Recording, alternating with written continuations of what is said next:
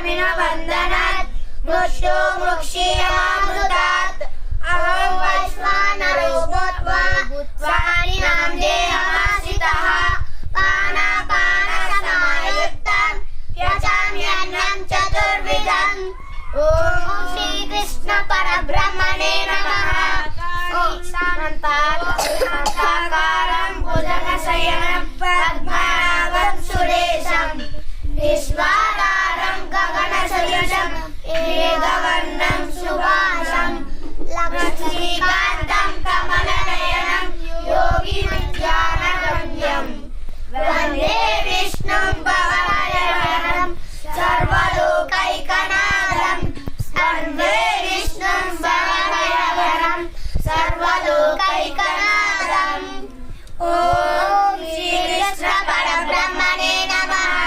श्रीमद्भगवद्गीता अथ द्वादशोऽध्यायः भक्तियोगः। अर्जुन उवाच एवं सततयुक्ताये भक्ता स्वं पर्युपासते ये चाप्यक्षरमव्यक्तं तेषां के योगवित्तमाः। श्रीभगवानुवाच मय्यावेशमनो ये मां नित्ययुक्ता उपासते श्रद्धया परयोपेताः ते मे युक्ता तमा मताः।